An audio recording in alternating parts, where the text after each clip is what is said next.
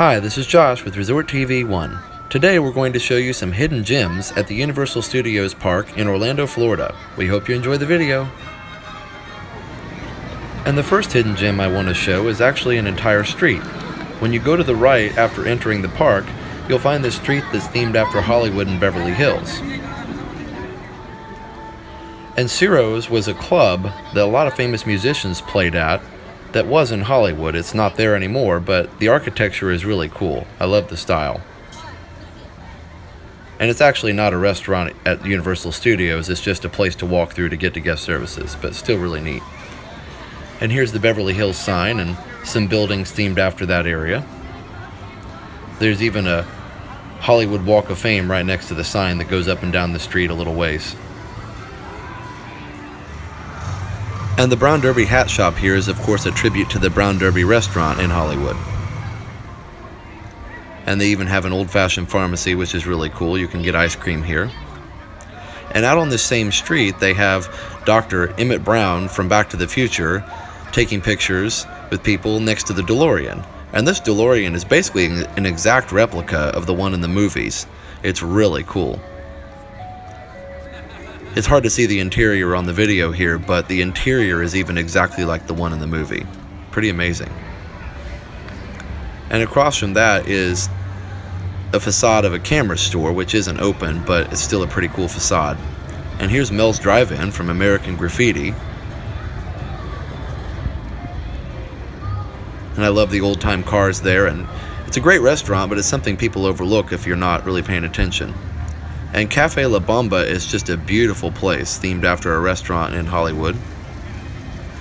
But right now it's part of the VIP experience at Universal Studios. And next to that are the Garden of Olive Villas, which are very well themed and just beautiful to look at. And it's not really anything you can walk around in very much, it's just great theming.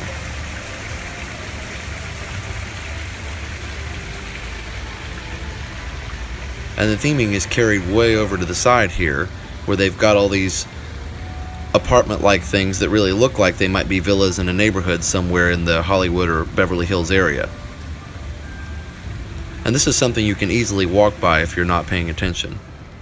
Here's a sign for the villas themselves. And the main building of these villas is actually an NBC Media Center where they do testing of pilot episodes for shows. I actually got asked to go in there once but didn't have time. Overall though, this is just such a beautiful space. Even the gardens in front of the building are amazing. And here's the other side of the building here. And again, this is something that you could easily walk by and not notice, so take the time to notice it next time you're here.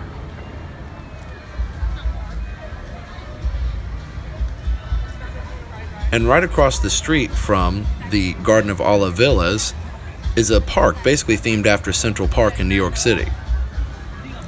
And this is a really cool place that, again, a lot of people walk by and don't really notice, but it's a great place to stop and get out of the crowds. Such a relaxing area, and they play relaxing music, different movie themes that are very familiar, and it's right along the water side here, which makes it even more peaceful. And you can see it's not crowded at all, and there are several pathways and grassy areas that you can sit in and just relax for a few minutes. It's amazing that something like this exists in such a busy theme park.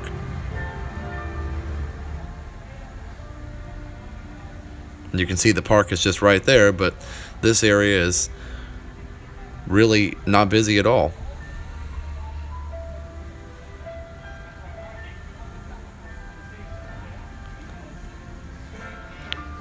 And this area is really beautiful at night as well.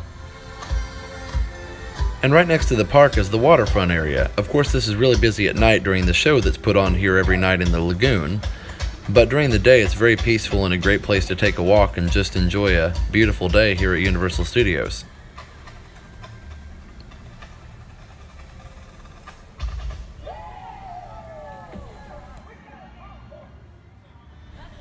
And here's a nice wrought iron gate at the other end of the park. And right next to this, you've got the train from Back to the Future 3. It's called the Jules Verne train. So here's a little information about it.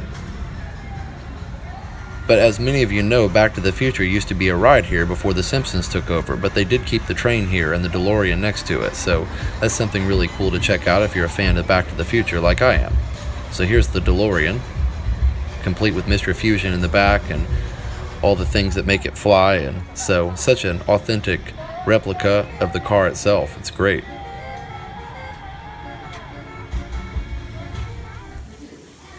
And now we're going to look at a lot of these city buildings that are in the area close to the Mummy ride.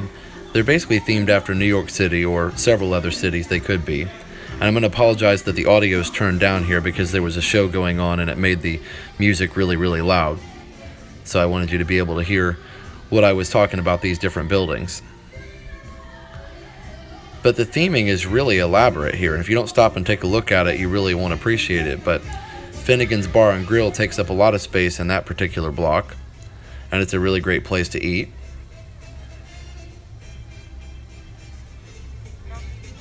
But again, just stop and look in some of the windows of these buildings and just see the theming and the detail that Universal did when they made this. It's really awesome. One of my favorite parts, though, of this city area is this dark alley section. Of course, it's not dark during the day, but it's like a back alley, and it almost looks like a place where you could maybe get mugged or something like that if you were in a real city. But of course, it's way cleaner than a real city, but it's still a really awesome place to visit, and the theming here is so elaborate. So let's take a look around.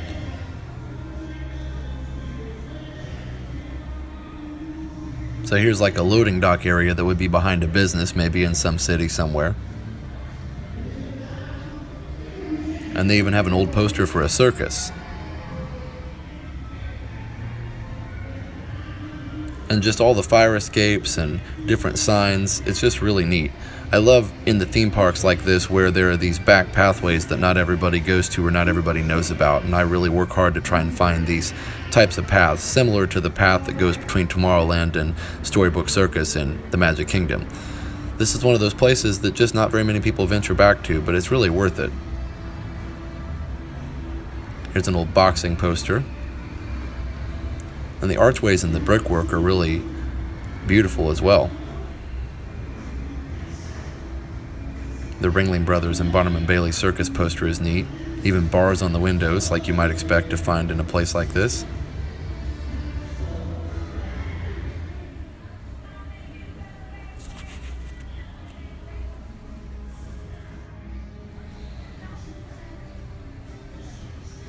And by the way, this isn't just one alley. There's a kind of a network of alleys here. There's about 3 different pathways through this section of the park, so take the time to check it out for sure. There's an old barber shop there. Not actually functional, but still, they've themed the whole inside of it. So it's not just the signs outside. They've themed enough that you can see in the windows, so that's pretty good attention to detail in my opinion. And here's an old music store, and again, lots of instruments in the windows and a display like you might find in a regular music store in a city.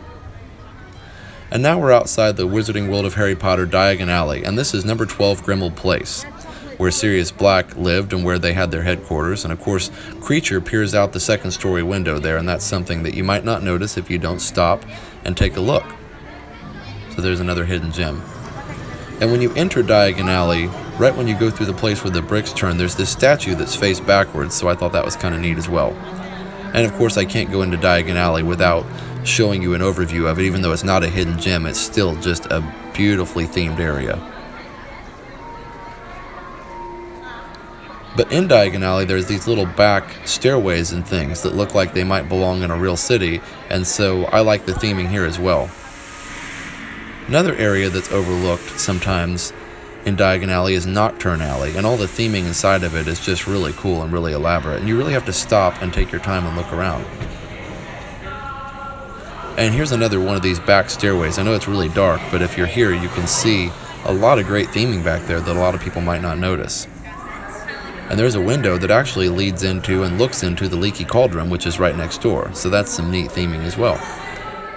And of course, this is the area right in front of Borgin & Burkes, which has some great theming as well. Well, that's all we have for today's Hidden Gems video at Universal Studios. Of course, that's not all the hidden gems at Universal, just a few of my favorites. Have a great, big, beautiful tomorrow. Bye-bye. Now that you've finished watching this video, be sure that you're subscribed so that you can get all of the latest updates. Also, check out some other great videos on our channel. Have a great, big, beautiful tomorrow. Bye-bye.